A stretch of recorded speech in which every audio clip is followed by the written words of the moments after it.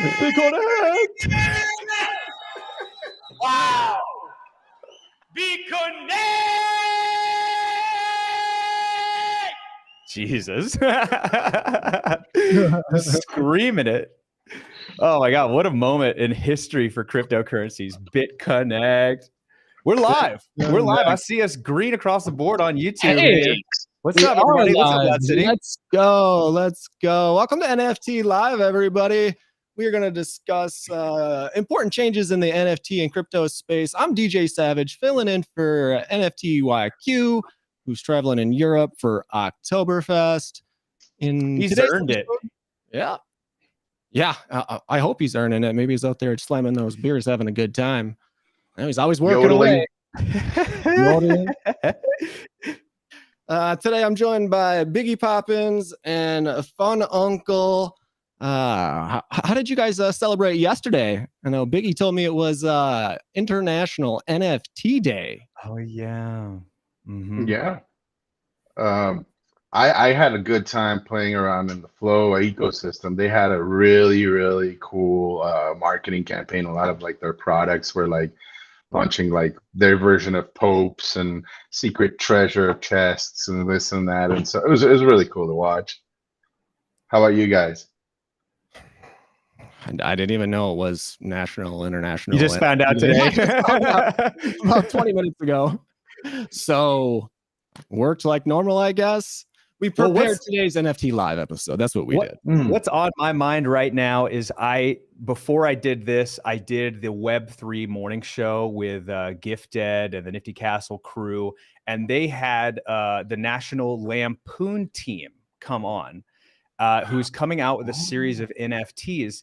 And while we were just joking around, it was like in the pre-show before the National Lampoon guest came up, we were talking about how Saudi Arabia has the highest density of princes and princesses in the world. And one of the female co-hosts, Jayat, was just like, how great would that be? Just you're in the big city in New York and you accidentally drop your papers and you run into a Saudi prince and there's romance in the air. Turns out the Lampoon guys were in the room listening to us. And whenever they got in, they were like, you know what? You're onto something with this National Lampoon Saudi vacation. Like we've been while they were sitting in the green room, they were talking about it and like, this would be pretty funny if there was a National Lampoon Saudi vacation, some kind of crypto intermingling or something like that. But we had a really fun time. And if anyone hasn't checked out the Web3 morning show, you got it. It's on Twitter. It's a Twitter space, Monday through Thursday, 8 a.m. Pacific Standard Time. And it is full. I mean, packed with alpha. I mean, the fact that we had the National Lampoon team come into a Twitter space is just evidence within itself of the gravitas this space has. And so you got to check it out if you haven't already. It is packed full of alpha, and the hosts really know their stuff. They are building NFT projects and are really well integrated into the Web3 space. And so that was my morning. And we had a riot. We had an absolute riot. So someone said that Gifted has get in the car energy, and I can't get that out of my mind. Like, get in the car energy? Get in the car. I was like, what a phrase. We should put that on a pillow. Okay, as long as it's not a white van. Love it. I love it. Get in the van. I've got lots of candy. Lots of NFTs. Bored Apes are in here. That's right. That's right. Do you guys collect the candies on CoinGecko every day? Yes. Tell me more. I mean, really? I have not heard about this at all. So it's basically logging in. Yep. Mm-hmm. Yep. I figure I check it every day, so you might as well collect their candies. Maybe they'll do an airdrop or something one day. And I don't know. I think CoinGecko right now. I think I hit like 5,000 the other day. You're able to exchange them for like NFTs and POAPs on occasion, or like discounts and real life stuff. Let me tell you what I'm up to. You're gonna fucking flip. So I'm up to 26,244 candies, brother. I'm a little OCD with these things. What does that equate to? Because it looks like it's 0.002 cents a piece right now. So you're sitting on what, $250 million? I wish. Everybody on the Telegram channels, I was like, please turn it into a cryptocurrency, but they're obviously very conservative, and they say they will not. but it's cool. You get to exchange it for some other services like discounts on certain memberships, and every now and then like cool art and stuff.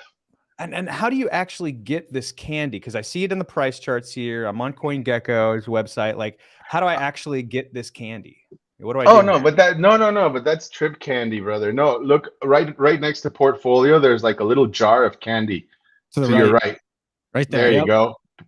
And So then if you were to log in, oh, okay. yeah, All right. I'll do this offline so I don't share my username and password to everybody. But that's some alpha right there. That's worth the price of admission right there for viewers who didn't know about this. You can just click this little portfolio button right here and get some candy. I did not know that.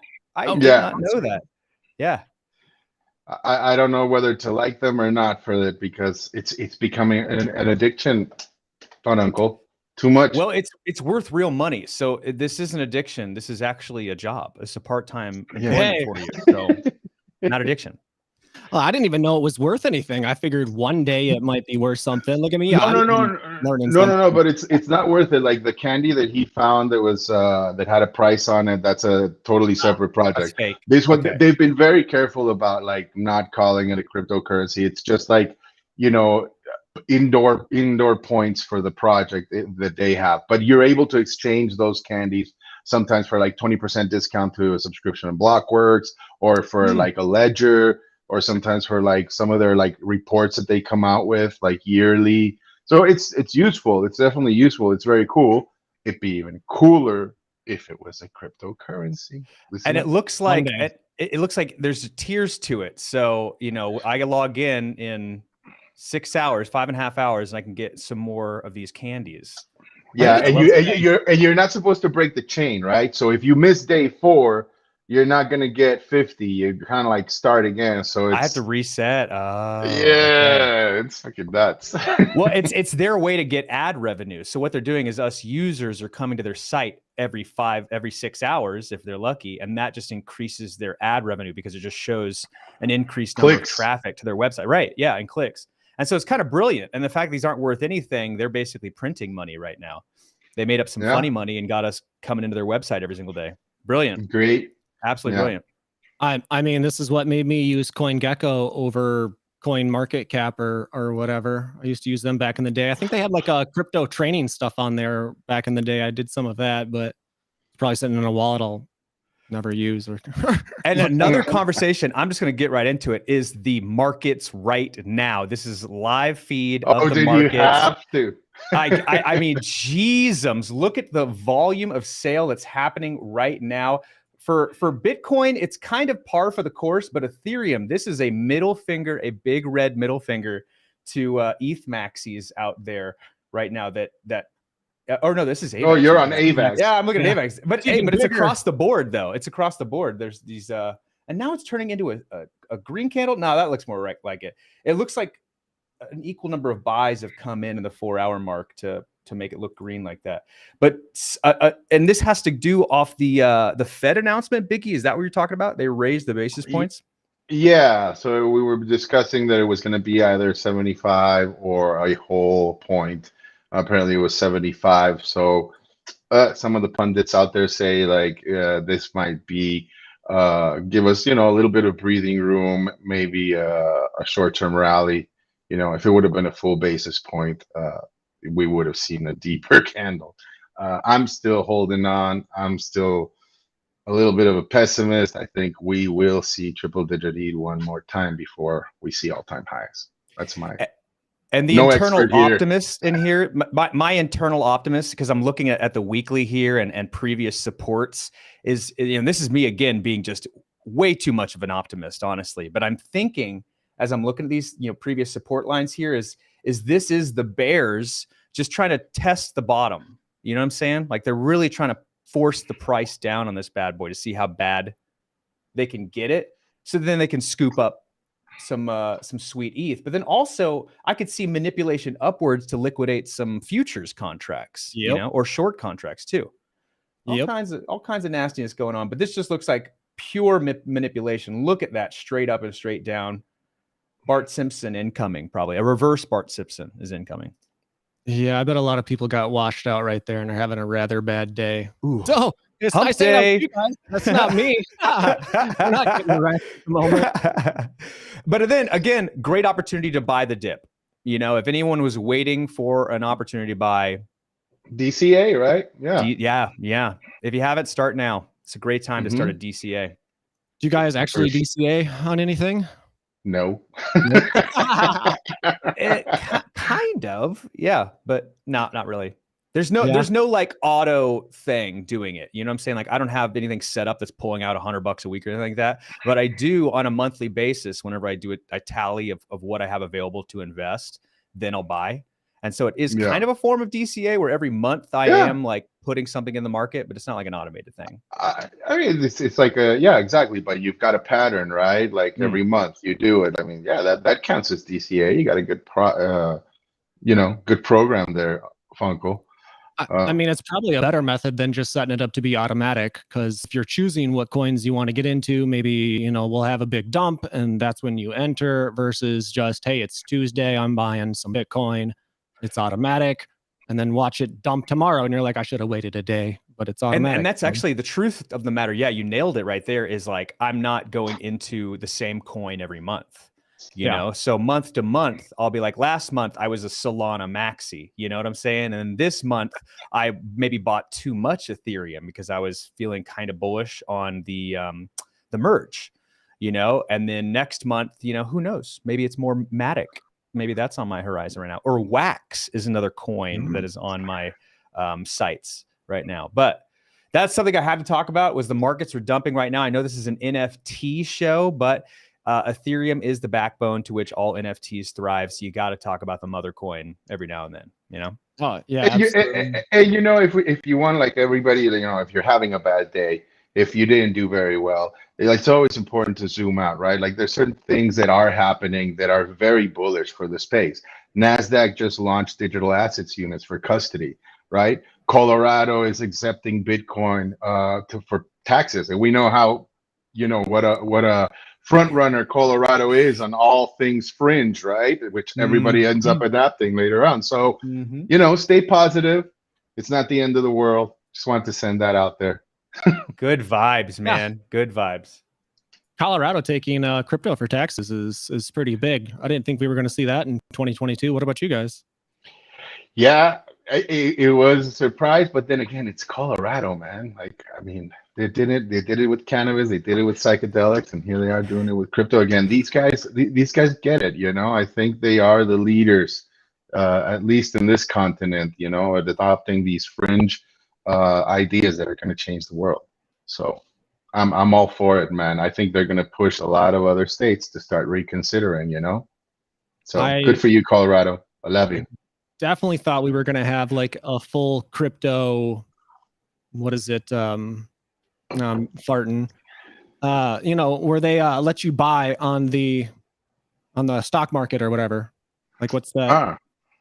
I thought we were going to get a real crypto one. Like an ETF? ETF, yep.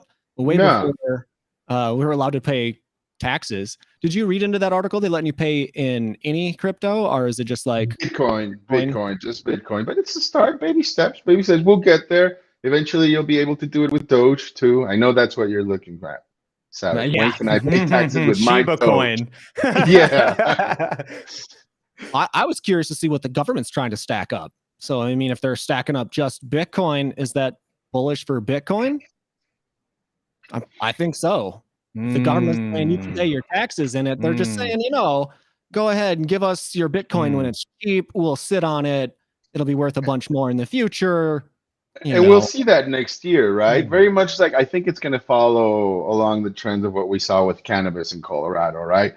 Where, they started taxing it, and then lo and behold, a year or two later, they had this massive inflow of money, and the rest of the state said, hey, what about us? We like money. Yeah, exactly. So, yeah, hopefully they jump on the bandwagon a little faster this time around.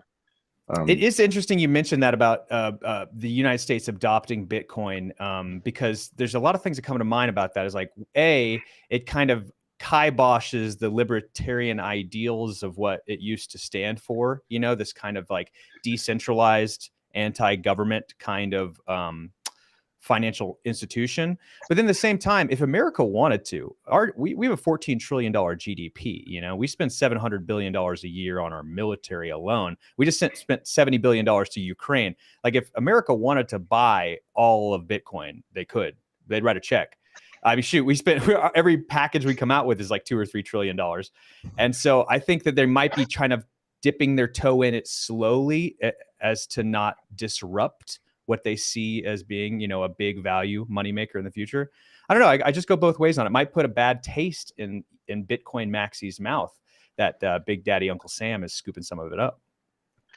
I mean, they've been scooping stuff up. How much did they take from Silk Road? I mean, that was a lot of Bitcoin. Oh, yeah. What were you going to say, Biggie?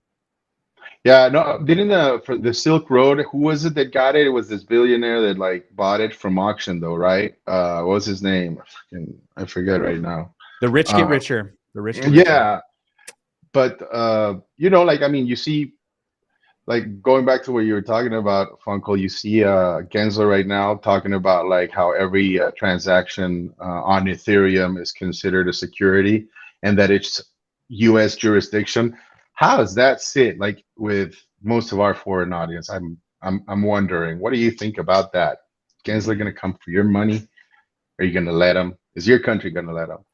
Because a lot of these countries obviously pay by FACTA rules, and you know, the leading financial infrastructure of the world is the United States, so they dictate very much how and what things go. So we'll see. Oh, nice, Marty McFly. What's up, brother? Marty? Nice The man, legend. I almost said Happy Lads Day. We're not used to hosting on Wednesdays. So it's not Lads Day, it's Wednesday. It's Hump Day. Hump Day. I concur with that. Yeah. Yeah, Biggie sent me an article right before the show about Crypto.com sending millions to some lady, and then she went and spent it, and now they're trying to pull it all back. I thought that was what?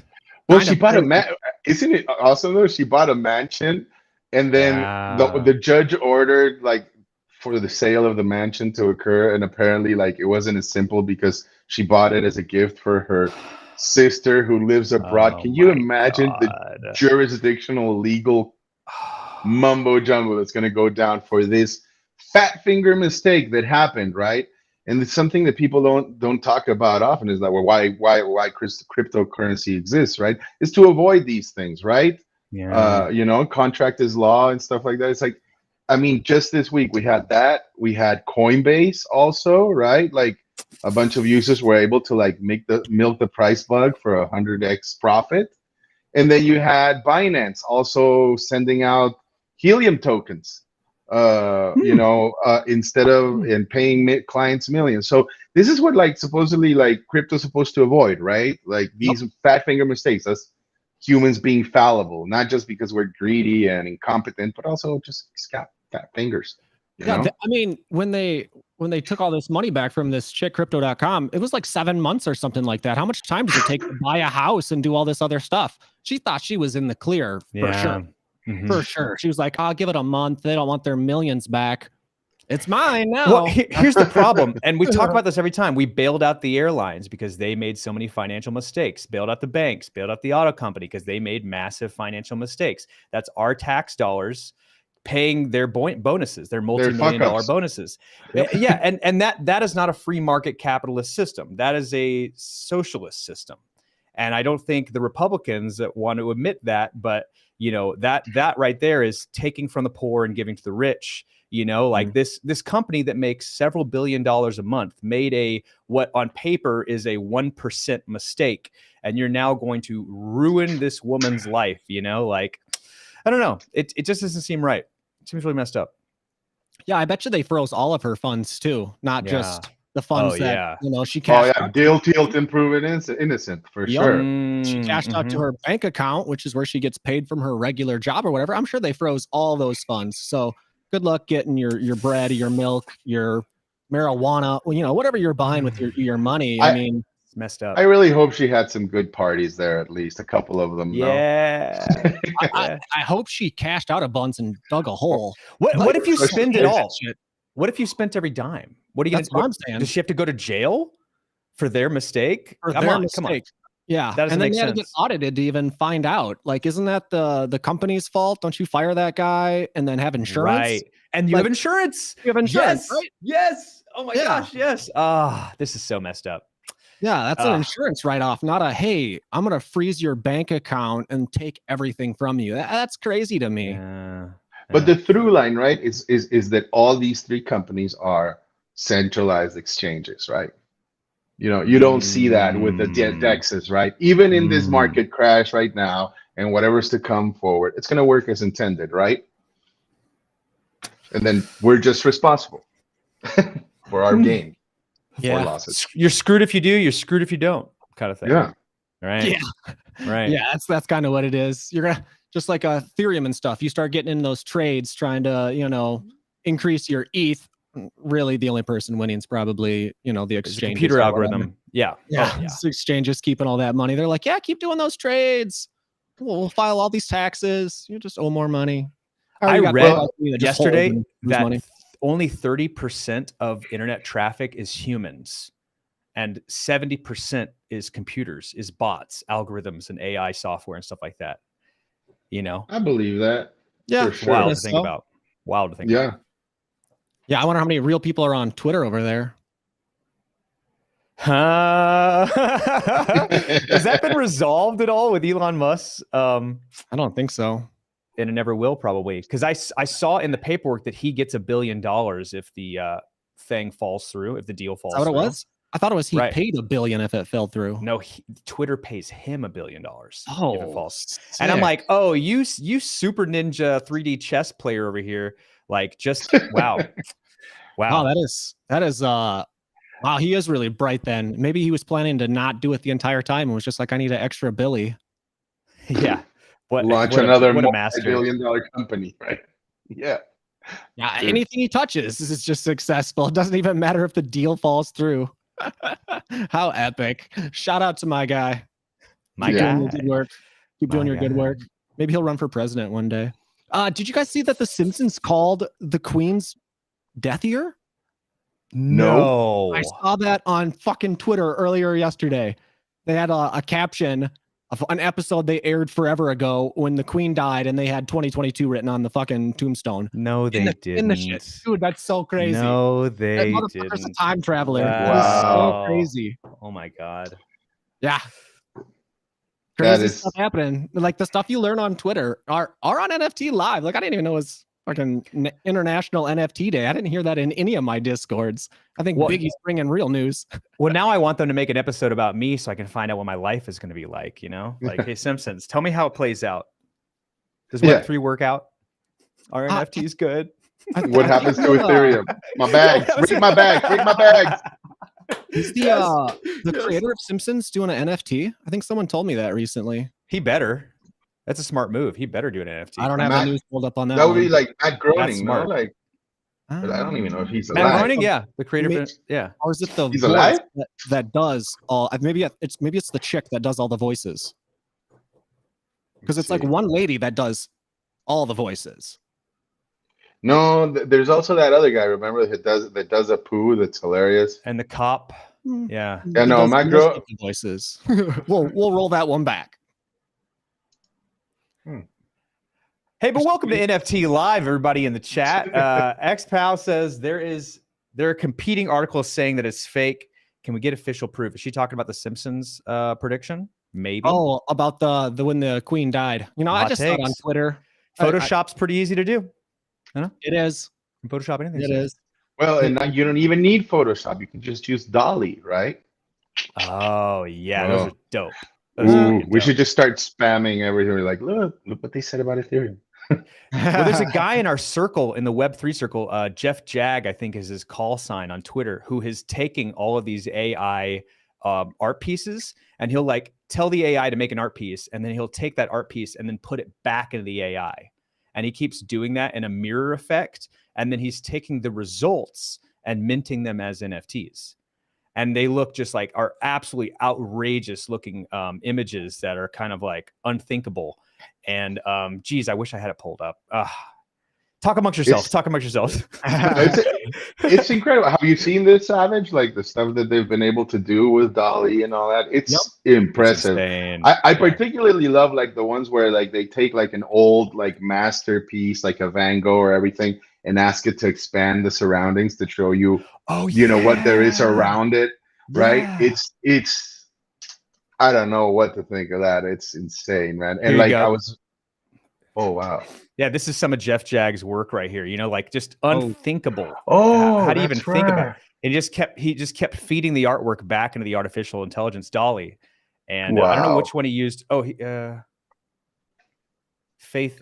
Yeah, he made this. Yeah, during Yacht Heads. That's the one. The artificial intelligence. I saw this collection. It's pretty dope, man. Oh, they're pretty cheap right now too.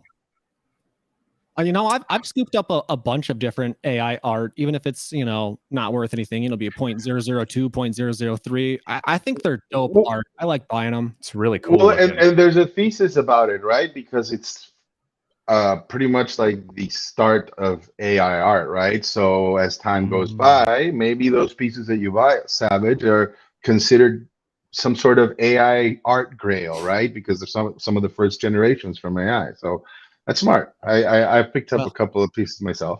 Yeah, remains to be seen. We'll see. I don't know if it's smart. You know, I was buying NFTs, you know, based on what was pumping or, you know, doing whatever. A lot of those are just dead in my wallet doing nothing. So I was like, you know what? Maybe it's time to start buying some NFT art that I actually like. If it's worth nothing, it's worth nothing. But it, you know, maybe in 10 years I can look back and be like, it's worth nothing, but at least I like looking at it. Hey, and you know, if you look at like, I don't know, like a lot of the stuff that's retaining its value in the NFT world right now, it is that art with a capital A, right? Like the autoglyphs, the fidenzas, the squiggles, they're holding their freaking floors, even breaking records. I mean, we saw an autoglyph number 487 sell for 295,000. And a fidenza for 97.5 ETH, and then the also the famous Azuki, the Spirit Azuki, for 99 ETH. I mean, what bear market, people? Somebody out there's like, whatever. Yeah, I think we're damn close to the bottom. Sorry about Savage. What'd you say? I said, watch it's a wash trade from one wallet to another. They're just trying to get the news. So we talk about it, which funny. Yeah, but I mean. We were talking before the show. You were saying $500 to $700 ETH in the future. I mean, I hope not. That's no, hope not. I'm thinking, I don't know, like maybe the 700 to 900 range. Like I can stomach that still. Not gonna feel pretty, but the truth of the matter is in order for us to go back up, you know what I'm saying? We have to retest our lows. You know what I'm saying? We have to test this level again. And that's just and that's just not it's kind of like an unwritten rule. You know what I'm saying? Like, for example, look right here. Look right here. We had to do a double bottom test of resistance, and then we set a new local high, you know? And so the way I'm just looking at this, kind of being a realist for better or for worse, is we do have to test at some point. And let's not drag this, you know, out. Let's just get it over with quickly. Retest this $800-900 level, solidify the fact that it is a resistance level and not a fake resistance level, and then again we'll set some kind of local high again, and it'll be a trader's dream. But that's just the you know, unbridled truth of it is a triple digit ETH is almost a self-fulfilling prophecy at this point. We have to do it. See, look at the double triple bottom here. You know what I'm saying?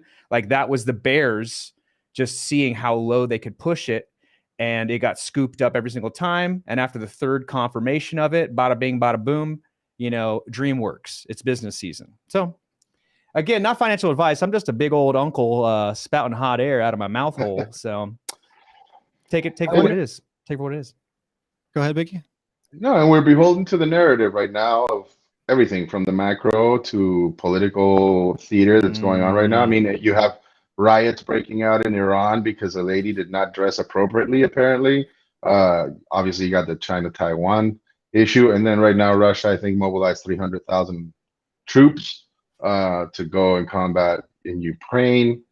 You got winter coming up, and for Europe, God knows what it is. But I mean, there definitely seems to be more barbarians at the gate. So I think it's a very big possibility. How has 2022 treated you guys compared to like previous years? 2022 has been brutal for me. I can't wait for this year to be over. Wow.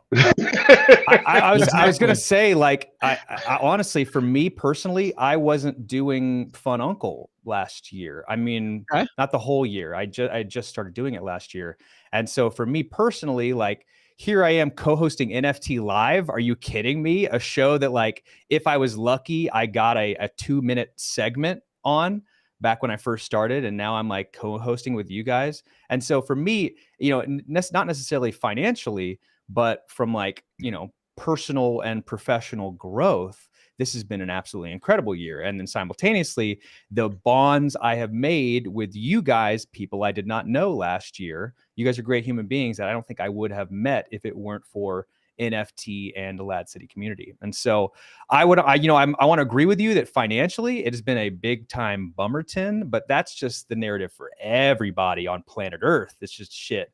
And so we have to look as the glass is half full, not half empty. And so I'm glad I got to meet you guys. Thanks for being in my circle, fam. Thank you. Absolutely. It would be fun, Uncle, to bring up the positive note and me just stuck on the negative financial note. But yeah, hey, if you want to look at it that way, 2022 has been pretty good for, professionally growing up or, moving up in different career fields or doing whatever. So, no complaints there. It's definitely nice being on NFT Live. But, man, watching the bags just go to zero, whether it's the bank account or the NFT bags, the crypto bags.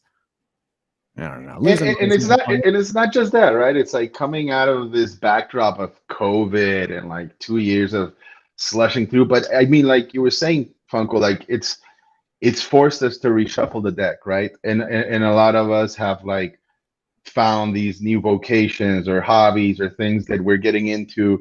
I mean, I'm right there with you, Funko. I barely started this year with the LADZ City. I'm having so much fun. It's definitely something that I want to continue doing and explore further, right? Like this whole area that for so much time I've just been a consumer of and not a voice for or been there, like it's really cool. And it's been just because of this situation right now where we're a little topsy-turvy. But so I agree with you, and it's our responsibility to look at it as glass half full. I mean, bags in that sense, Savage, like I've been through a couple of bears before. They're never fun for anybody, but that's where you gotta have, like Stanley Druckenmiller says, you gotta have that stomach of a riverboat gambler. You're gonna develop that. What's a riverboat gambler? Is that like the biggest degen? Yeah, the worst of the worst. Yeah, it's like that's where Nifty's at. He's drinking beer on a boat. That's what's happening. I like that. That's great. Yes, sir. We talked about T-Mobile a little bit earlier in the episode. Did you guys see that they hooked up with Helium? Or we talked about Helium? You see they hooked up with T-Mobile? I read this article and I didn't really know what it was talking about. I say they're giving coverage to Helium customers. It sounded like Helium was getting ready to release a cell phone or something. Well, we were talking about how Solana was partnering with Helium. Is it Solana that was partnering with Helium? I know they're coming up with their own phone. I didn't know if they were using HNT. That's interesting. I did see the news article that you pointed out, Savage, and I even went onto their site. They're already like promoting certain price tiers for their plans, right? Like for a certain amount of gigabytes and everything. I like Helium a lot. I had a miner for a while. It didn't really generate because I guess there's not a lot of other Heliums around where I'm at. Okay. But it sounds interesting. I think it's definitely right now, like one of those areas where you feel like if it's not gaming, if it's not ticketing, maybe it's mobile. Maybe that's going to be the next big narrative to help us onboard a whole bunch of people into crypto. So I'm definitely keeping my eye on it. And I got to ask you real quick, is it my own curiosity here, is that Helium miner you had, did you have issues selling that in the secondary market, or was it something that like sold itself pretty much? No, I didn't even try, man. Like You it's still have got it? like Okay. yeah, I picked one that like apparently had the crappiest reviews, and it took like a year to deliver. I forget the name of the company, but I'll be nice and not trash it here online. But yeah, it was like okay, whatever. Uh, I know that I do know other people that have since like installed others, and I think you have the option to get like the indoor miners, which are better if like more suitable if you're like in a densely populated area like a city. If you're further out, like they recommend you do the outdoor like setup with an antenna and everything. It's got a lot more coverage. But I mean, a lot of people make a lot of money. You remember back in, I think it was like a year or two ago, where they ran a lot of ads like on social media and everything, and you would even think it was like, is this for real? Yeah. Yeah. Then boom.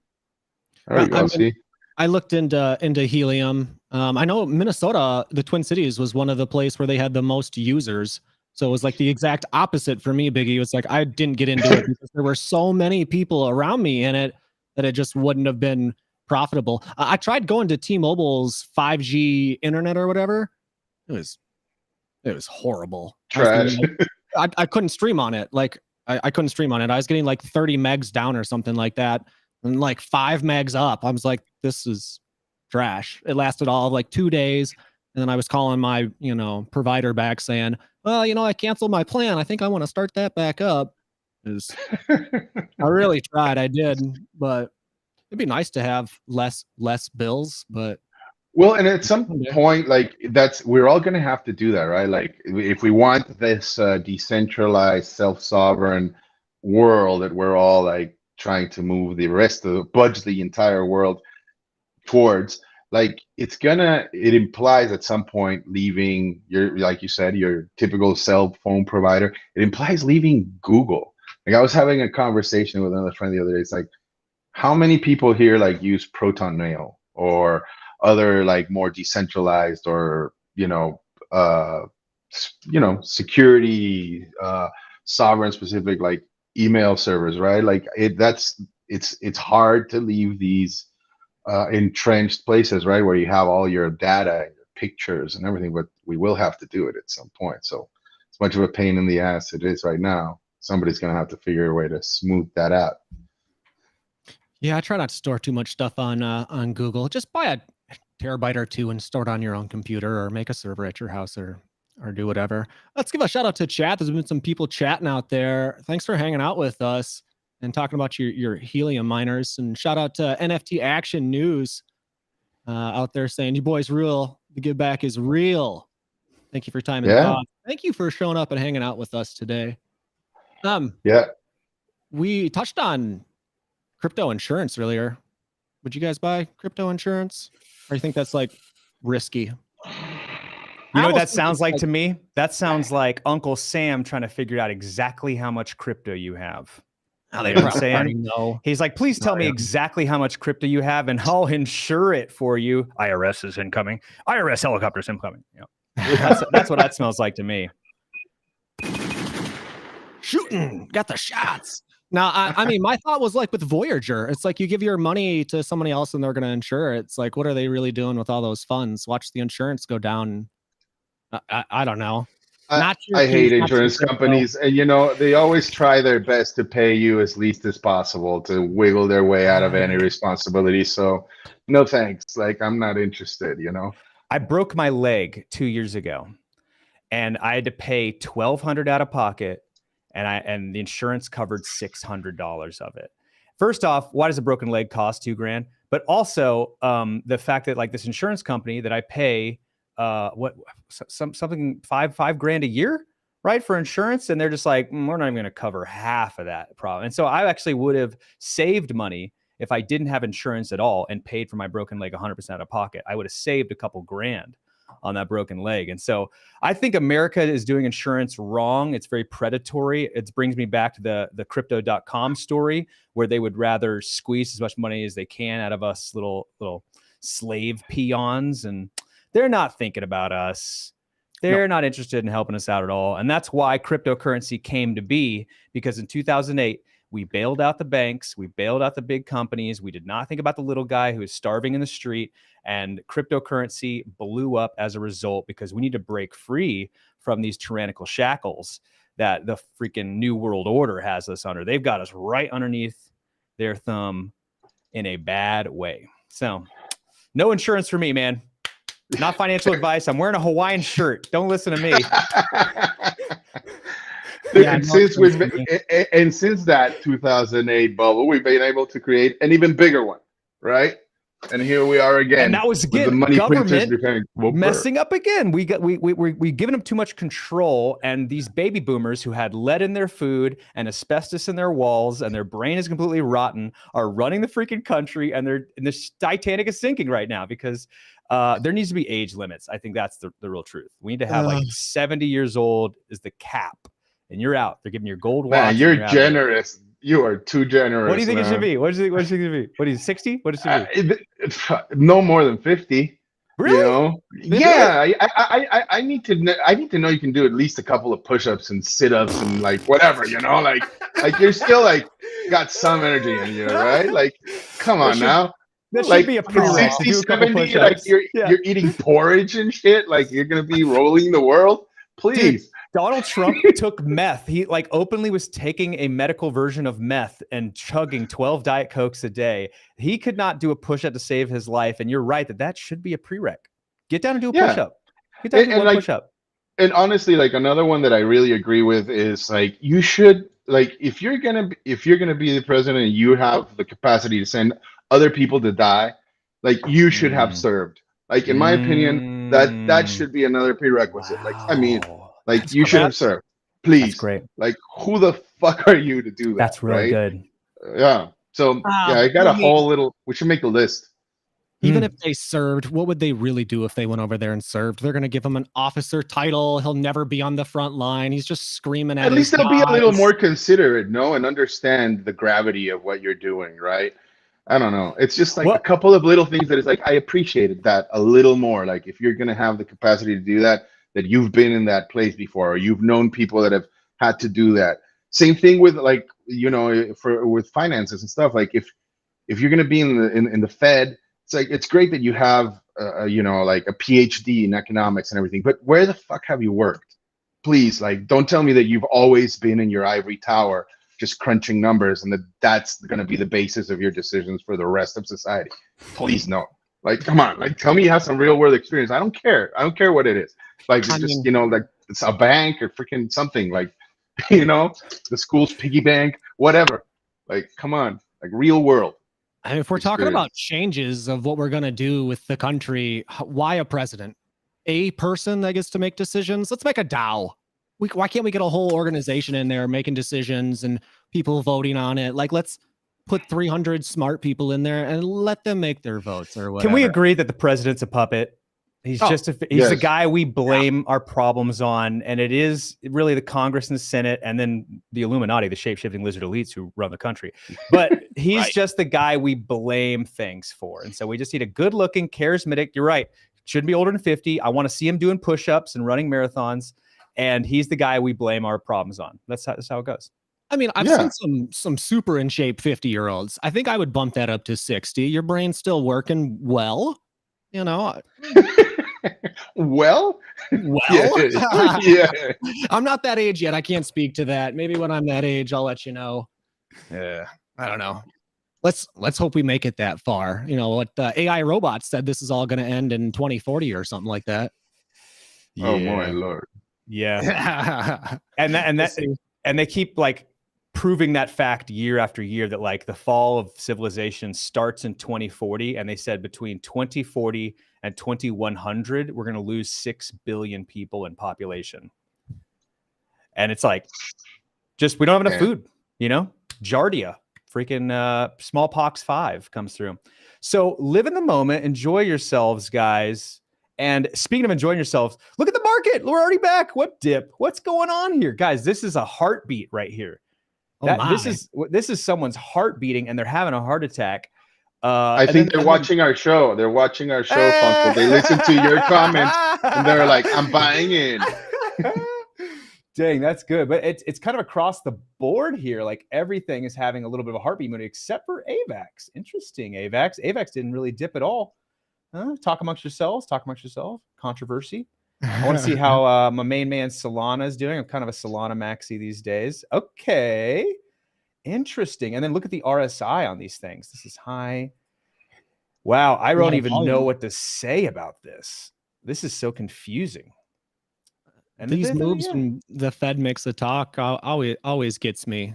We talked about the ETH merger for how long? Like everyone was saying that was going to be, you know, a big thing, going to move the market a bunch. It did nothing. And then we do, you know, something like this where they're just simply talking about the Fed inflation price or whatever, and markets start going crazy. I don't know. And all those big candles, I'm sure there's people going long and short, just getting washed out everywhere. Just super dangerous. Buying and dumping, because I could actually almost predict what's going on here. Is like a lot of people like the ETH merge didn't go as expected, so they're dumping, and then there was an equal number of people on the sidelines waiting to buy the dip. You know, I feel like the ETH merge split us, really divided us up. There were the people who were just like, "Oh wow, I'm about to make so much money off of the forked token," and then the other people being like, "No, buy the rumor, sell the news." Like I'm waiting on the sidelines to buy the dip, and I actually straddled both of those lines this last month. I've got a little bit to buy the dip, but I'm almost thinking Biggie Poppins was nailing it earlier that triple digit is in the future and it might happen before the election in November. And I hope it's sooner rather than later. Let's tear this Band-Aid off. Get it over with, you know? Yeah, it's got to happen. It's just got to happen. It's self-fulfilling prophecies. Yeah. They'll wash everybody out and then they'll go long and make a ton of money. Maybe one day they'll make a movie and we'll look at someone's wallet transactions and we'll see the dude shorten it and long in it and how he took one ETH and went to 1 million ETH. He's just one guy. Yeah. Just one guy. He David Blaine the whole market. Watch. He's best friends with someone that's got all the charts and making all the calls. He's probably a cousin for someone that's on Congress. You know, it's not insider trading. I'm just talking to my cousin. Something shady like that. Serious. Some people in chat out here. It wasn't the latest dip calls miners dropping 15K ETH. Yeah, I heard that too. It's a good amount of it. I think all definitely the miners are in trouble. Anyone that had a mining company, I've got 4 or 5 GPUs sitting around doing nothing right now. I know last week. Go ahead. I read it about that influence, and then there was the other one where I think like the Ethereum development team came out speaking in regards to like the Shanghai update that will be coming forth. That, you know, maybe their like wording was misconstrued, and I think, you know, going back to this merge, not like to beat a dead horse or anything, but you know, a lot of people were like trying to play this and not reading further down the road where it's like, okay, yeah, maybe you want to, you know, stake your ETH to earn some income that way or run your validator. But, you know, most people were doing that with the thought that they'd be able to unstake like 6 months, 12 months down the road. And with the Ethereum Foundation now coming on saying, well, could be a little longer. Who was it? I think it was like Charles Hodgkinson that started comparing ETH to Hotel California. You can check in anytime you want, but you can never leave. Oh, all right. Yeah, I'll give it to him. Yeah, that was a good one, Charles. You know, but this does definitely not help, right? At least for the current narratives, right? Like the traders. So yeah, that and miners, you know, dropping a whole bunch of ETH definitely will affect the market. Yeah, I think they said all that staked ETH, like 70% of it or something, all those people are upside down. So like they paid more when they staked it than it's currently worth. And they said if you wanted to like pull your funds out, there's a waiting queue you have to get in, and then they allow so much every minute or whatever, so it doesn't hurt the nodes and the chain's security, or, you know, whatever. Just a quick math on that. 15,000 ETH times 1,500 is $225 million. If I'm reading this. No, it's $22,500,000. I'm reading that long. Putting too many zeros on it. And so $22,500,000 for something that's got a market cap in several $100 billion. I don't know if that really is going to move the needle. you know? Yeah, that's the narrative that's in the news, though. ETH's going to hell. Get out now. Let us take your. For example, if we look at the profits. charts here, 200,000 ETH were just sold just now. You know, that's what this is telling you. 200,000 volume in a 15-minute period. So, I mean, that's the real story here. Enough of this. Oh no, the miners sold 15,000. 200,000 just left, and 200,000. Oh my God, I'm not doing the math on that. Yeah, it's probably one dude and he's dumping it and buying all back in, making some more money. I see you out there. That's $300 million. So this one candle here is $300 million were sold of Ethereum. What candles are you on? You on the hourly or the 4-hour? This is the 15-minute. 15-minute. That's a 15-minute. In a 15-minute increment, $300 million went away. Elon. Damn you, Elon. That's some big movements over there. Some cheddar cheese. Yeah, tell me about it. That's some big manipulation from an exchange of some kind. You know, that's not an individual. That's a conglomerate. Someone doing some shadiness over there. Mm-hmm. Hedge funds. We're kind of off the rails a little bit for no way. No, not us. Never. We got that Friday energy over here on Wednesday. Bring it every time. So why don't we hit one of our talking topics before we shut down this show here? Do you guys see that the government wants to be told about all crypto rewards if you're sending it over to Ukraine or whatever over there? They're tracking everything. So like if you're going to send money to Ukraine, they want to know where it's coming from, that KYC. And I think this is a new bill they're putting out. And I think it's super silly. Like if I wanted to send a ton of money to Ukraine, couldn't I just send them my seed phrase and then it's never moved any wallets at all? And I can give whoever, however much money I want, create a new wallet, throw the cryptocurrency in there, and then email them the key or call them up or send them a letter in the mail and give it to them. Like you don't even have to transfer this shit to give it to somebody else. What are these people writing bills for? It's like I found an easy way to, sidestep this bill, and it's untrackable right there. I mean, I lost the wallet. I went on a boating accident. Some dude in Ukraine happened to find it. It must have washed up on shore over there. I can't remember my seed phrase. Oops. Who can? Exactly. Oopsies. Who can? Here's an open memo to the U.S. government is how about you work on our crumbling infrastructure and our failing education system and these endless wars? How about you stop nitpicking on what really equates to pennies?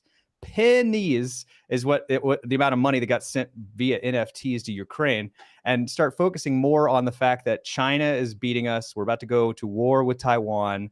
I think that these people we've elected into Congress are focused on the wrong stuff. And it's because these lobbyists keep giving them billions and billions of dollars to focus on these things that are completely unnecessary, redundant, and are going to set us back 10 years.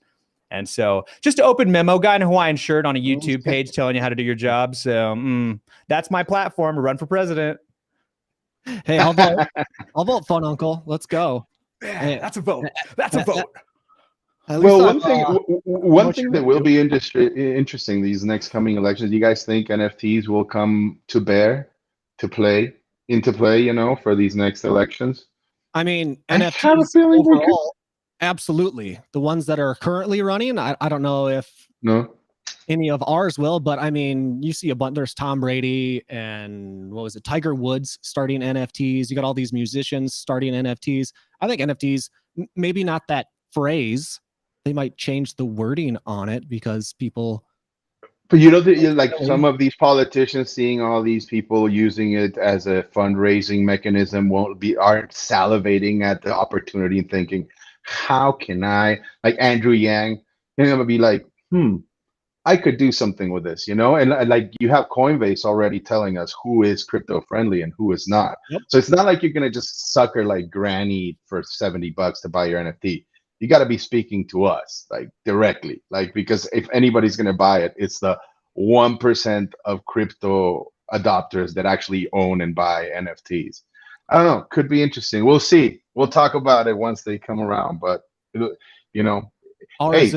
might be able to change the tune of this whole tell us. There's something to that, man, because young people don't vote. But young people dabble in Web3 and cryptocurrencies, NFTs, later in games. And so, if you wanted to get the young vote, you would take that. Although if you do that, you then kind of push away the old vote, right? So it's this balance balancing act you have to play, because the old people think that's criminal Silk Road stuff. Even my father, I tried to talk to my dad about it. He's like, "Oh, you mean that drug money, the Silk Road drug money?" I'm like, "Okay."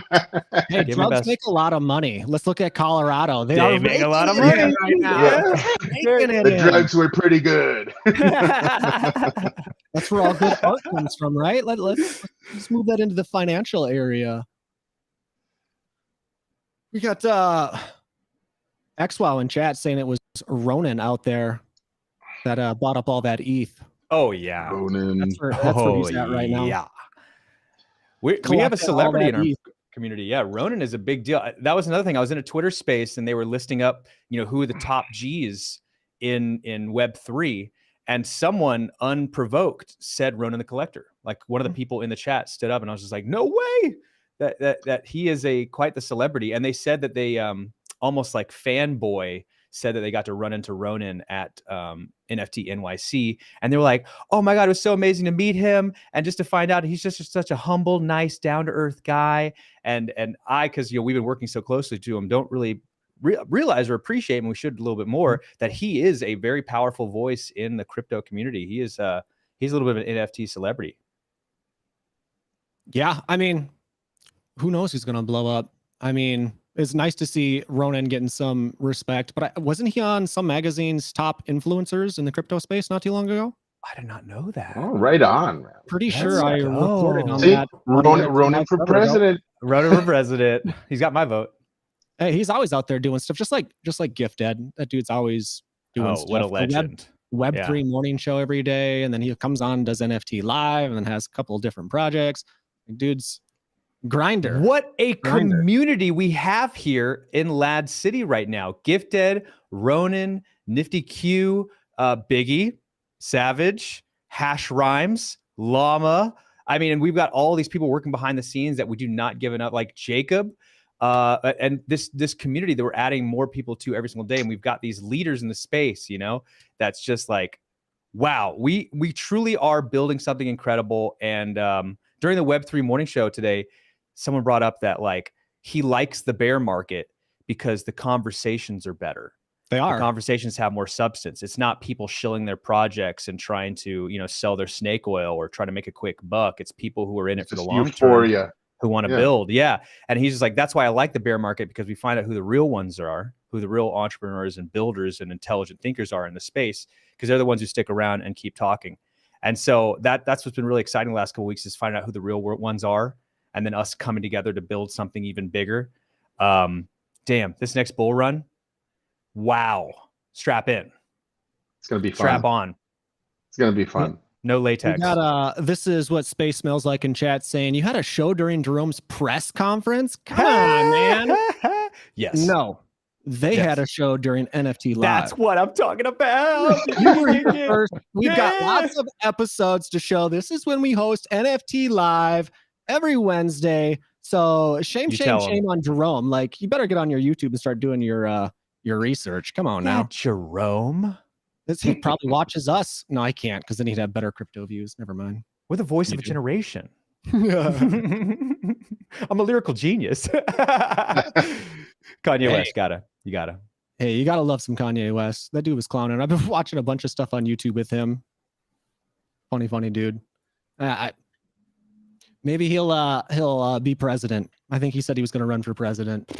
I think he would actually stand a decent chance, which is crazy, but But the thing is, same with Elon Musk, is it's a step downwards, and that's why it was such a foolish move for Trump to do it, because like it ruined his career and his reputation. And the same thing would happen to Elon Musk, and the same thing happened to any celebrity.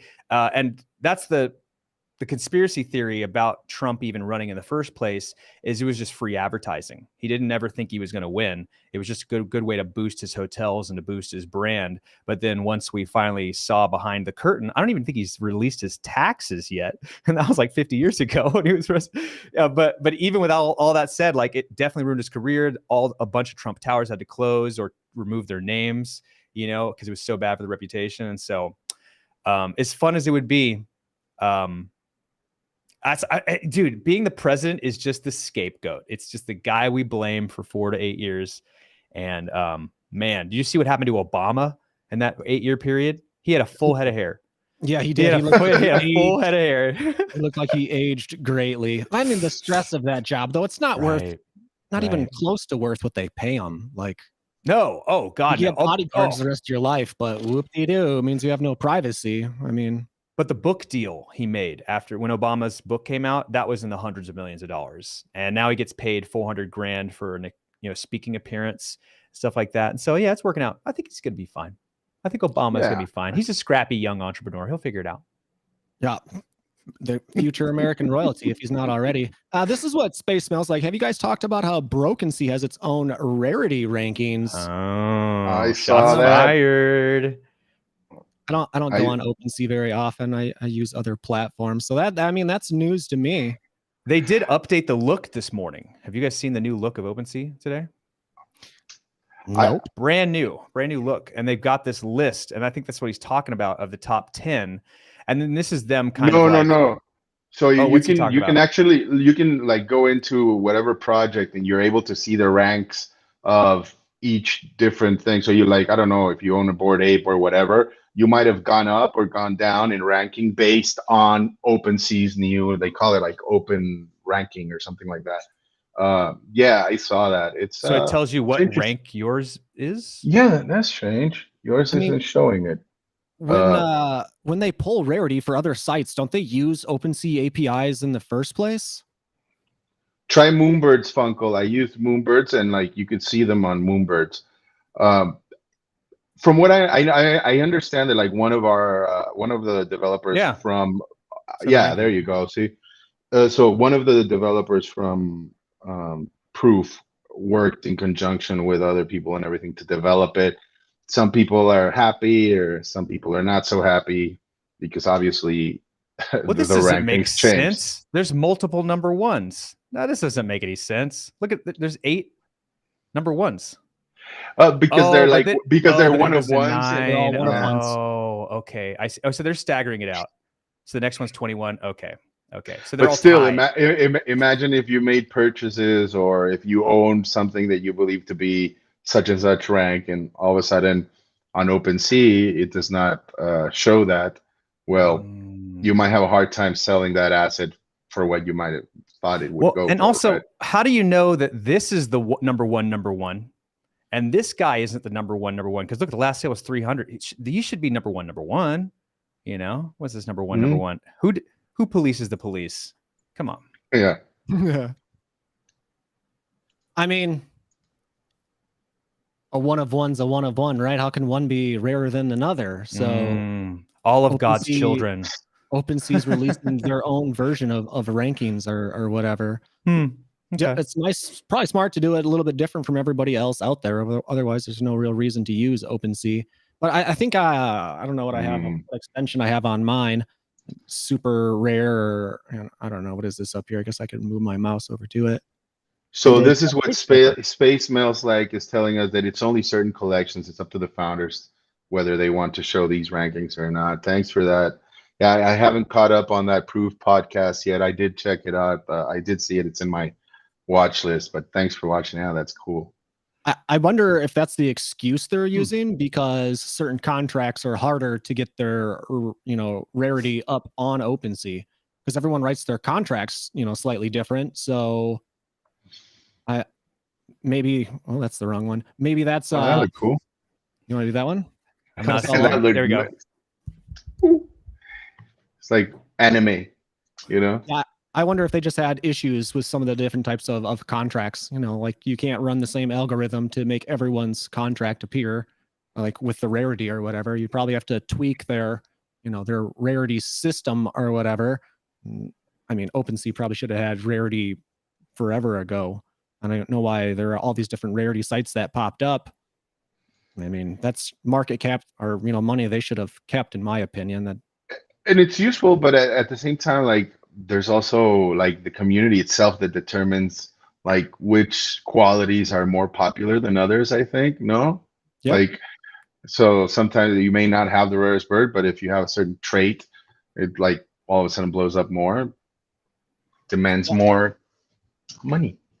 Yep, I see that a lot. A lot of the different crown ones, they might not be, the highest rank or whatever, but there's usually a group inside most NFT projects or whatever, Oh, you got a crown? I got a crown. It's pretty popular. Everyone likes a little bit of crown. I should have my Snapchat filter camera on right now, or I'd be wearing it, but I don't have that currently set up. This is what space smells like, saying the algorithm sounded pretty interesting that they were using to rank. I hope it's interesting. It's taken them for fucking ever to bring it out. Like OpenSea, they got a lot to do over there. What do you guys think about this in chat? Are you guys using OpenSea's native ranking system? Or are you using like a trait sniper extension? You don't buy NFTs off Rarity. What's everyone in chat think about this? And while we're at it, may we just add a 1 second of silence for Ian Balina, who is who the SEC is going after. The poor man. You guys remember that guy? Ian Balina, XRP. The guy that used to like shill all these different freaking shit coins back in 2018. He even made like a music video and everything. Yeah, apparently they're going after him. I wonder if he's still even in the States. And because it's the shit coins, right? He was a Ponzi guy. Okay. So yeah, so he did not file a registration statement with the commission, and this is for Sparkster specifically, Spark tokens. But the guy was like prolific. Like speaking of what we were talking about, like the bear comes and washes out a lot of these people out, right? And he was like a celebrity back in 2018. Like, I mean, people would hang on his every word, every suggestion. Probably lost a lot of money too. So, I mean, there's something to be said, right? About some sort of regulation. Yeah, the BitConnect guy that we opened with, I don't know which one. We started this episode a couple times. I don't. The BitConnect guy got like 32 months in prison or something like that for stealing billions and billions of dollars. Sounds super easy. Like, I don't know. I'll do a couple years in prison. You're gonna give me a couple billy. Let's go. Where do I sign? Where is that prison though? That's what I want to know. Because if it's like the gulag in Russia, then no thanks. Take the L for the team. Give it to the family. Give it to the NFT family over here at LADZ City. You guys can all get rich. I'll go do some prison time for you, everyone. It's all right. We got a fall guy. Let's go. All right. Good luck proving it. It's not going to got a fall guy. He's our president. Our scapegoat. There was a little bit of other news we can get out right before we shut down this episode. RobinHood listed USDC as their first stablecoin. I think that's huge. I've been saying USDC is the coin to watch for a long time. I think that's the one I watch and invest in. And RobinHood letting you trade that one and get into that stablecoin, I think is rather big. Can you transfer it out? Can we transfer our crypto out of RobinHood? That's the real. I know they said they were going to allow it a while ago. I don't know. I have some ETH in there from when I first started investing. I just let it sit there. I know it was in the plans. I don't know if you actually can or not. I bet you if I went to log into my RobinHood account, I'd probably have to like re-download it on my phone. I think they automatically deleted it or whatever. Yeah, that is something that's frustrating me right now. Is I have a Binance.us account and been using it for over a year now, and I have a lot of funds in there. And out of nowhere, they were just like, "Hey, when you like did all that KYC and showed us your identity, we decided that like that wasn't enough, and so now we need to do a whole bunch more steps." And I had to do this like thing where I take a picture of my face, and then sample. And then they said that wasn't enough, and they said we need to see taxes, we need to see a bill, like a utility bill, we need to see like your W-2s, and I'm like, what's with this unfair amount of scrutiny for a piece of software I've been using for a while? And I am who I claim I am, like I've been sending you documents, you've been sending my email, I've got the 2-factor authentication, but right now all my funds in Binance.us are locked up. And it's just another one of the circumstances. They changed the terms of service and now they have stolen my money essentially. Yeah. It's pissing me off actually. I'm very frustrated about it. But so stay away from Binance.us. I'm a guy in a Hawaiian shirt. Yeah, I bet But I mean, they probably change their terms of service all the time. And with that lady that got millions of dollars from crypto.com, they said in their terms of service they can come after you and recollect it. And who the fuck reads the terms of service? 13 pages so you can start trading? Get out of here. They know no one's reading that. Like, whatever. that's Take why your they L. sneak all those things in there, right? Yeah, Hey, or update, and then you just agree to the update because you're trying to purchase something real quick. So you're just like, click, click, click, click, click. Let's go. I'm trying to do this. And then, what did you approve? You just approved giving away your firstborn kid or something. Who knows? Take it. I just want my Bitcoin back. Take the kid. Sorry, that was dark. Sorry. Make more money in the long run. That's his tuition. Yeah, just tuition. Yeah. Oh Big old scam. You can learn anything on YouTube. Come on. They got Harvard, Princeton on YouTube. Who needs a real degree anymore? Says the guy that has a degree. What do you do? I mean, you want to do anything, you can just start doing it. Look, we're on NFT Live hosting and shit just because we decided we want to do it. Put your brain to something and work for it. Do whatever you want, guys. All my single ladies. The chat is bringing up some really cool stuff regarding like Josie and the Defiant podcast that they did recently. I have not seen it. I'd also have that on my watch list. What I have been picking up on a lot is about like story NFTs, right? And how that could be also another one of these very big narratives that are coming up, right? Stuff like Story DAO, Jenkins the Valet, and of course, Josie, the GOAT of lore. And how valuable these narratives are, sometimes even more so than the art or tech itself initially, right? So yeah, I agree. It's going to be definitely one of those spaces to watch, because a lot of Hollywood folk and just like in gaming are coming in, and these guys are like masters of storytelling, right? And there's some really cool stuff happening. So cyber brokers for sure, badass. What do you guys think? I have been trying to stay away from looking at new NFTs because then I buy. I get into the hype, start talking to Biggie, start talking about the fun uncle, and then I'm like, oh, that one, I got to get my hands on that one. And then the girlfriend will say, hey, I thought we discussed this, that we're not buying. You know, once you get above like 400 NFTs and you don't sell, like I think she's good for me. She's like, if you want to buy more NFTs, you got to sell some of the ones you have. You've got enough money invested there. You two sound like a married couple. I love it. Oh, basically. I love it. Yeah, I love it. Do you own any NFTs that are around that, like lore or storytelling, perchance? Me? Oh yeah. Either of you, yeah. I was wondering. Yeah, I'm sure. You know what? My brain gets washed of all the NFTs I invest in because I only have so much hard drive space. And you know, the projects that you're working on, I feel like they're paying me. So I learned those projects really well. And then all the other ones that I have in my wallet, you're like, oh, what happened? I mean, the space moves so fast. It's hard to keep up with all the different news. You know, shout out to Hash Rhymes putting out the LADZ Insider out there. You go down there and you can read through the millions of articles she puts out. And I don't know. I think that's where all my brain space goes. There's just only so much you can be learning, and some stuff gets lost. And unfortunately, it's all my personal investments. What do you do? Priorities, right? Definitely. We got Asmode saying you're supposed to be grinding Phantom Galaxies in the Sandbox Season 3. Let's Sandbox, yeah, for sure.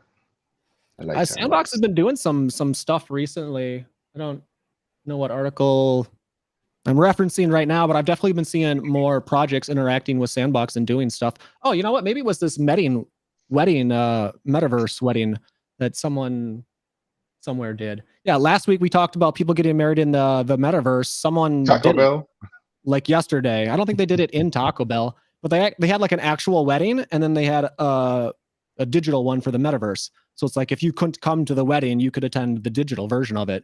I thought that's dope. Super smart. It's like, hey, save yourself some money, right?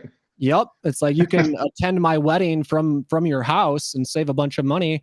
I thought that was brilliant. It's not just a metaverse wedding. It's like a a dual thing. And then when you watch your, your wedding back, you get two different versions of it. You got your metaverse version and you got the real one. I'm surprised I didn't think about that. Like, I was like, people are going to get married in the metaverse. It's only going to be the metaverse. You can do both, I guess. Look at these guys, innovators. Porno que los dos. Say what? Did I even say that right? I just pull this out of my ass. Simultaneously, I work in fashion, and that's something I've been noticing at every single runway show I do. And I actually gave you the article for today's show, but I already lost it. But every single major fashion runway show has a VR element to it now. And so there'll be a little booth with a bunch of headsets you can put on. And instead of like sitting at a runway for several hours as, these poor starving girls walk past you, you can just put on a headset and quickly go through and get a detailed look at these new designs in a way you never really could see them before in a runway show. You can actually get up close and personal without creeping these girls out. And what's more is I was with a group of designers who did the Miami Swim Week, and then they flew off and did Milan Swim Week in Italy, and they weren't able to do the New York Fashion Week because they were off in Italy. But thankfully, they were able to have this Web3 like ability to interact with the New York Fashion Show while they were still off in Italy. And so I see this as like that natural next step forward to like no more of this, using women as mannequin objects, and more of like, hey, let's actually get a good look at the brand, like, and if we were a salesperson or a wholesaler who's trying to pick up our lineup for the fall, like this is a better way of going about it for sure. Like actually get a look at the details and how it's manufactured, and quickly scroll through all the stuff you don't want to see and get to the stuff you really care about. And so it was really cool to see that the fashion industry is clinging to Web3 into this metaverse play, and simultaneously let the whole world watch, let the whole world get in there. Absolutely. Nice. I saw a bunch of like Home Depot or Lowe's stores that were like in the metaverse where you could actually go shop for faucets or countertops or do whatever. Oh, yeah. And that was dope, man. That's that a was great super, idea. super dope, because it's just like going in the store, except you get to do it from your house without any annoying people around you. And I don't know. I thought it was really well done. They And showed with it side by AR, side. They look the same. And you can see how it fits in your house, how it looks, actually with augmented reality. Like that's great. See if the couch will actually fit through your door, stuff like that. That's great. The small things. You won't get a hernia from like moving it around, right? Yeah.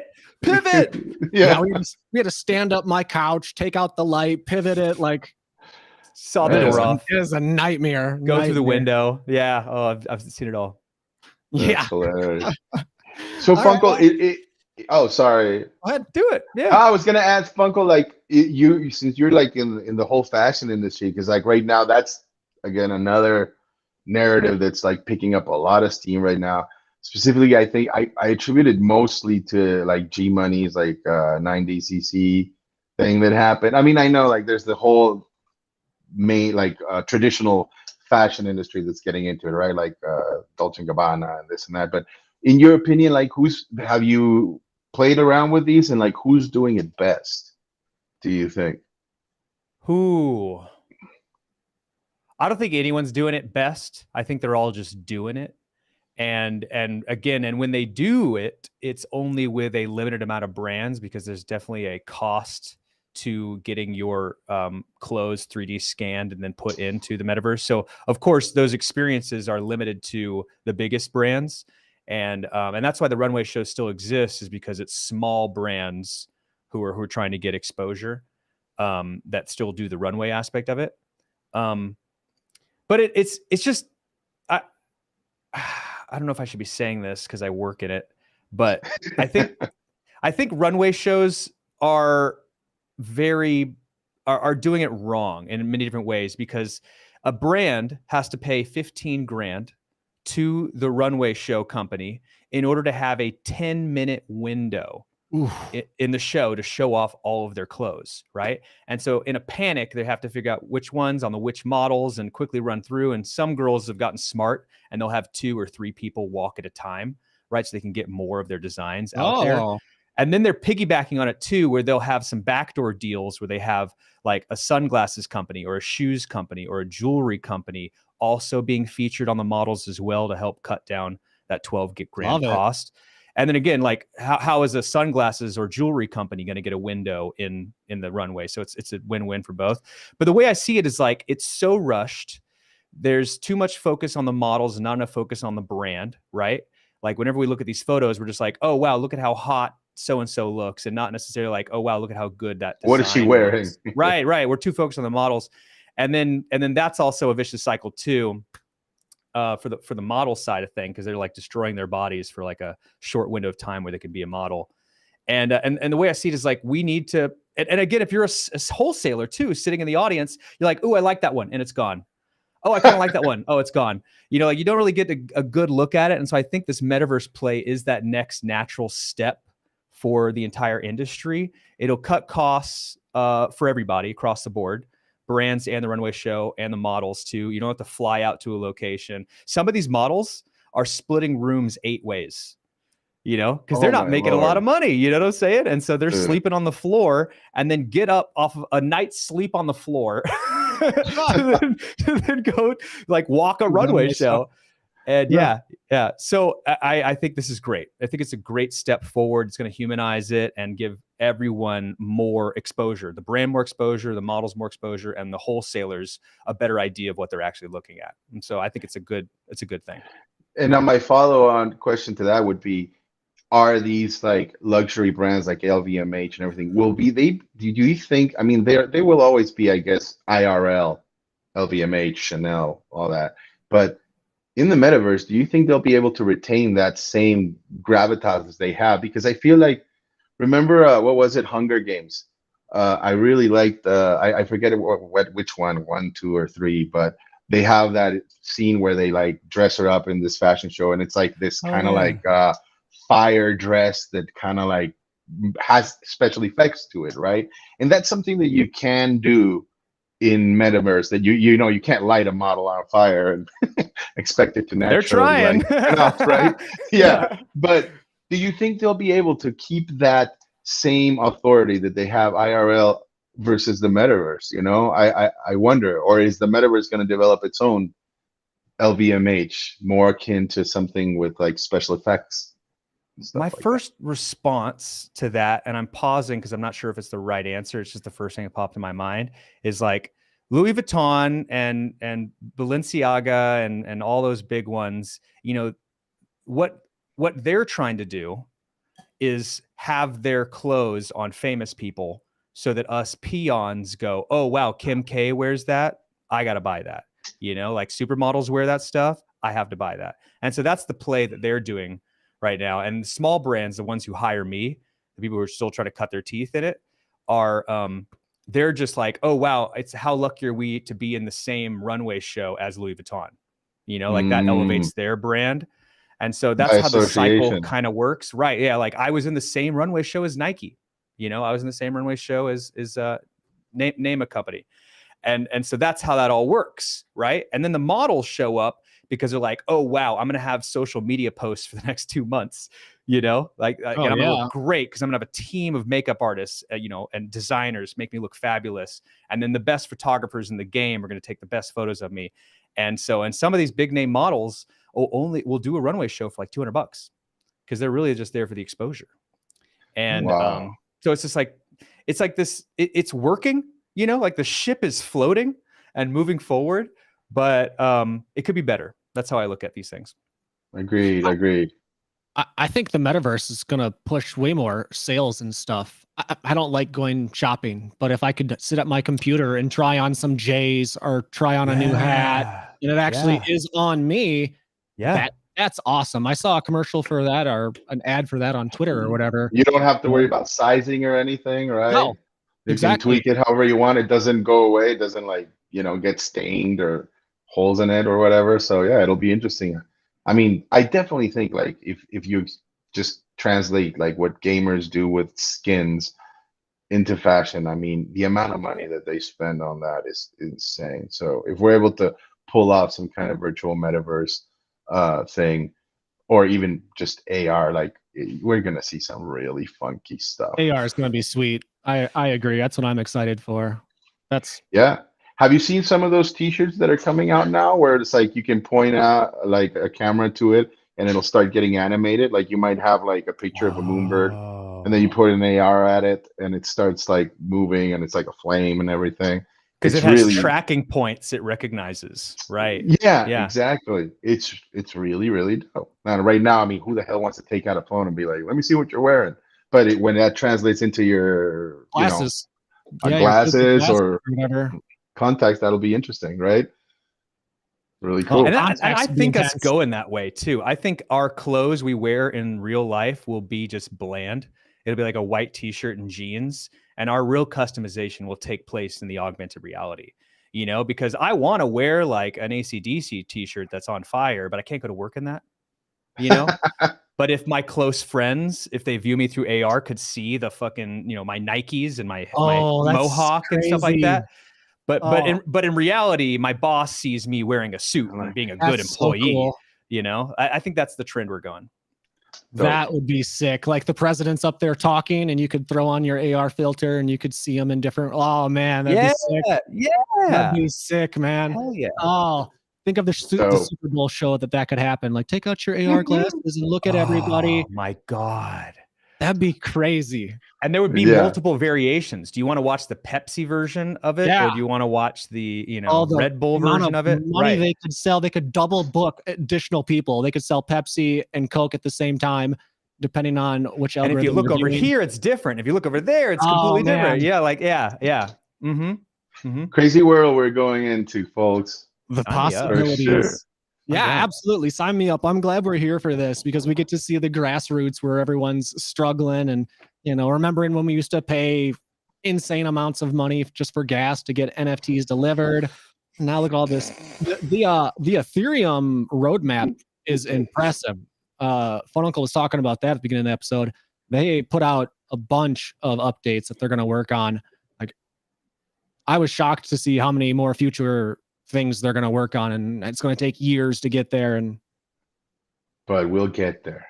We will definitely get there. And it'll be a great journey, and we'll all be here in the LADZ Discord. That's right. Together, man. Hell yeah. That's right. Dope. All right. Well, that's been like a 1 hour, 26 minutes or something. Why don't we let great episode close? Flew by great episode. Hey guys, you can check me out this Sunday on LADZ City. I'm doing the top 5 play to earn games with the best return on investment. And speaking of NFTs, do not miss out on my Bites of Paradise. These I've been selling these they're actually live now. I'm out of beta. I'm now actually live. They are listed and available. And these are chocked full of unlockable content, money-making moves in the Web3 space. And most importantly, I'm going to start setting up VIP events throughout the year, to which I already have 3 on the calendar, and there's a 4th one in the works. But it looks like I'm going to be in Bitcoin Miami in May. I've got, oh man, I forgot the other one. Then there's Miami Swim Week, and I'm losing it here. Oh, and then I'm going to be in Las Vegas the end of October. And so I'm putting on events with backstage access at each one of these events. If you buy one of my Bites of Paradise, you're in. Come join me. And that's the utility I'm adding to this thing. And so I'll discuss that in length in this Sunday's episode of Fun Uncle. And if I'm lucky, I might squeeze into Friday's episode of NFT Live if you'll have me. Let's go. This old uncle. Maybe I'll be there. Maybe I'll see you there. Yeah, that's gonna be fun. I think this might be the exact same crew for Friday. So let's go. Good the Friday NFT Friday. Live episode. We're taking over. We're taking over. It's gonna be every day soon, just like the Web3 show. If Ed, it's happening. It's happening. This is a super fun episode. I definitely want to thank both my co-hosts for coming on and joining me on here, and thank you for hanging out and chat. Always big a shout out to our moderators, Hash and Llama, for holding us down inside the Discord. Yeah. What I'm talking about. Be sure to jump in and check us out. We're gonna, you know what? I didn't load up a song for this one. Maybe we'll exit it out with the LADZ City BitConnect LADZ song. I already killed that one. No. Kill it. Murder it. No more BitConnect. No, I mean, you could start. I mean, you're pretty good at sound effects if you want to do it while we go out. I mean, What's up? Is that what he does? I think that's right. What's up? Let's go. Definitely, he was definitely high on cocaine. No one's like that. People aren't like that. A bunch of Adderall or something. Let's go, guys. Our vibe, our tribe. Our vibe, our tribe.